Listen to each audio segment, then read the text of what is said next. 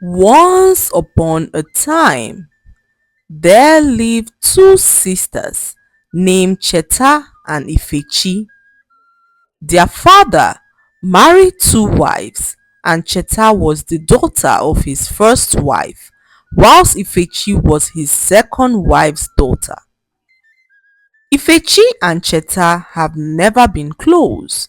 Their mothers have been sworn enemies for so many years, and this impacted on their relationship with each other.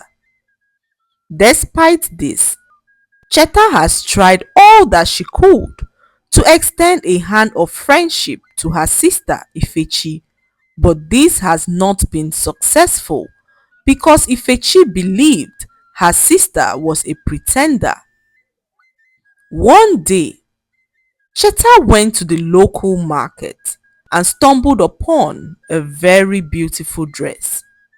Cheta believed that the dress would suit her sister Ifechi, so she bought the dress for Ifechi, who rejected it, saying that the dress was charmed.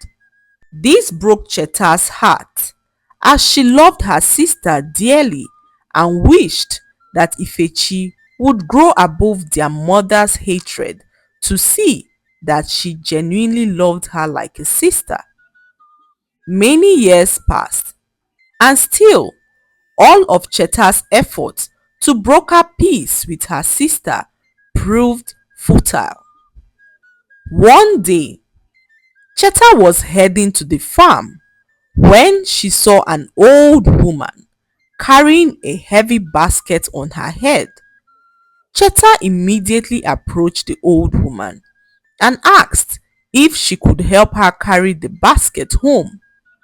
The old woman told her not to worry, but Cheta insisted as she pleaded with the woman to allow her carry the basket. The old woman later agreed, and Cheta joyfully carried the basket as she followed the old woman home. When they arrived at the old woman's house, Cheta noticed that the old woman's son was extremely sick. He was laying on a mat, shivering and sweating. Cheta asked the old woman if her son had eaten all day, and the old woman revealed that she went to the farm to harvest some crops and also pluck some herbs to prepare his daily concoction for his sickness. Cheta immediately carried the food items to the kitchen and began to prepare a meal for the old woman and her sick son. By the time she was done, it was already dark, so Cheta returned home happy that she was able to help the old woman and her sick son. When Cheta got home, she met her father fuming in anger. "Papa, what is the problem?" she said, as her father began to wail and shout at her, asking why she was returning home late at night. Cheta tried to explain herself, but her sister Ifechi interrupted her, saying that Cheta spent the whole day at her boyfriend's house. This infuriated her father, who blamed Cheta's mother for raising a wayward child. Ifechi was so happy to see her sister in pain. It felt like winning in a competition, and Ifechi did not mind lying to ensure that her sister suffered. The next day, Cheta snuck out to go check on the old woman and her sick son. When she got to their hut, she met the old woman's son eating the food she had prepared. He looked a lot better than the previous night, so Cheta asked if he was enjoying his meal. At that point, his old mother returned. She introduced Cheta to her son Chuma and told him that Cheta was the girl she told him about. Chuma then thanked Cheta for her kind gesture towards his mother. As the days went by, Chuma regained his health and soon became close to Cheta. He had fallen deeply in love with her and soon asked to see her parents. Cheta was so excited as she could not wait to spend the rest of her life with Chuma. One hot afternoon, Chuma visited Cheta's house with his two uncles. They met Cheta's father and mother, and Chuma declared his intention to marry Cheta. The traditional rites were soon performed, and Cheta soon became Chuma's wife. Ifechi's mother became restless.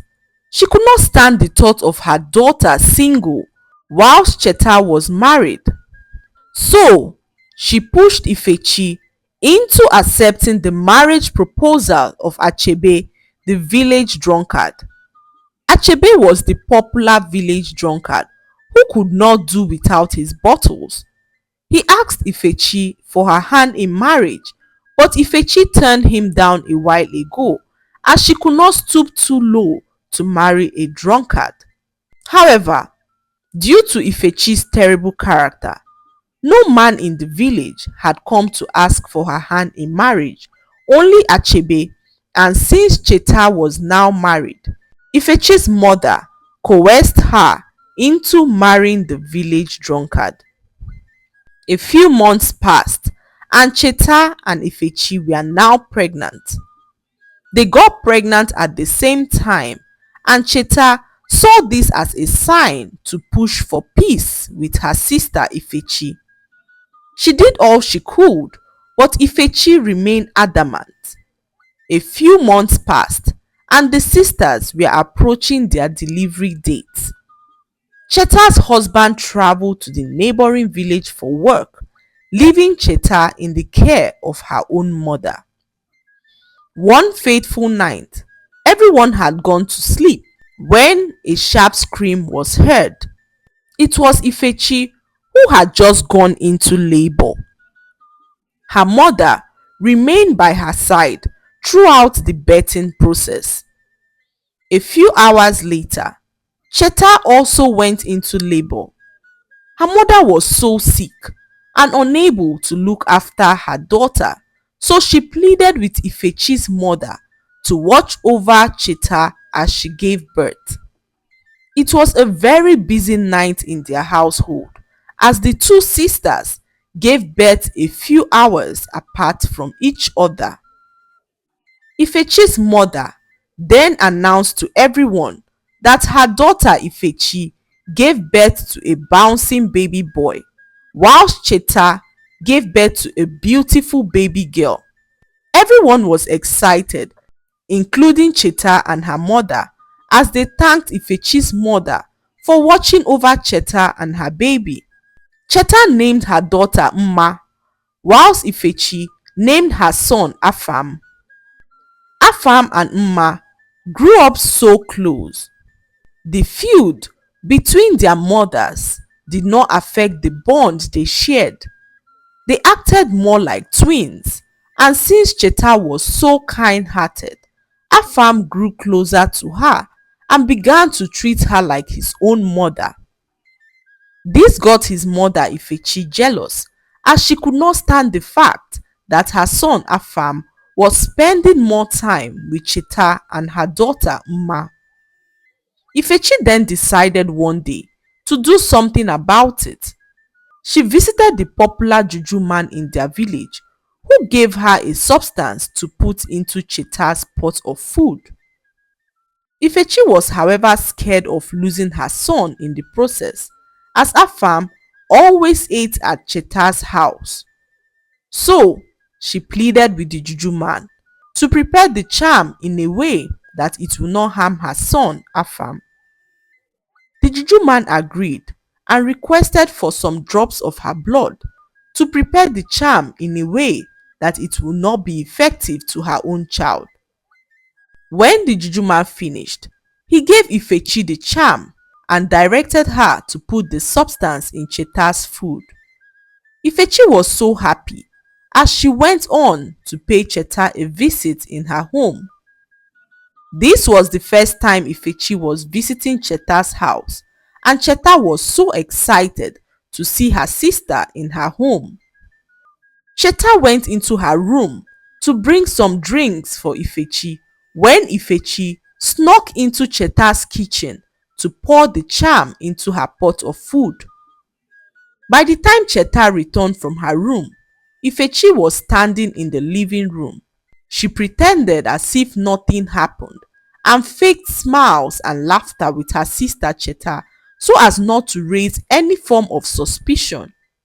Shortly afterwards, she returned back to her hut and was waiting eagerly for the news of the tragic death of Cheta and her daughter Mma. For hours, Ifechi waited, but nothing had happened. She rushed to Cheta's house and peeped through the window.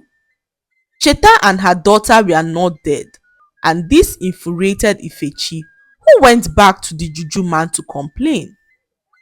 The juju man was shocked as he could not understand why his charm did not work. He then suggested another charm, but warned that the charm was dangerous and irreversible.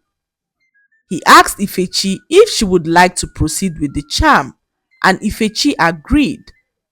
The juju man then told her to provide one item each belonging to Cheta and her daughter Mma. The juju man, however, warned Ifechi not to bring any item that belonged to her own child because if she did so, she would run mad instantly. Ifechi rushed home and returned with one item each belonging to Cheta and her daughter Mma. The juju man then proceeded with the charm, and halfway into his incantations, Ifechi ran mad and began to run around the village. What Ifechi did not know was that Mma was her own daughter and not Chetachi's daughter. When she brought the one item that belonged to Mma for the charm, she broke the juju man's rule as Mma was her own child. What happened was that on the night when Cheta and Ifechi gave birth, Ifechi gave birth to a baby girl whilst Cheta gave birth to a baby boy. Ifechi's mother could not stand the fact that her daughter gave birth to a girl, so she switched the babies and gave her daughter Cheta's son. All these years, Ifechi's mother kept this a secret even from her own daughter Ifechi. Now that Ifechi was mad, everyone wondered what had happened to her. The whole village went to seek the help of a seer who told them all that had happened. Cheta was shocked to hear that her stepmother switched her baby at birth. She could not believe that Afam was her son, whilst Mma was Ifechi's daughter. When Mma heard this, her heart broke because the only mother she had known all her life was Cheta. Although Ifechi had no idea that Mma was her daughter when she tried to kill her, Mma could not shake the thought that her own mother tried to kill her. So she made up her mind to remain the daughter of Cheta no matter what. Afam also was disappointed as he could not believe how far Ifechi was willing to go to destroy Cheta and Mma.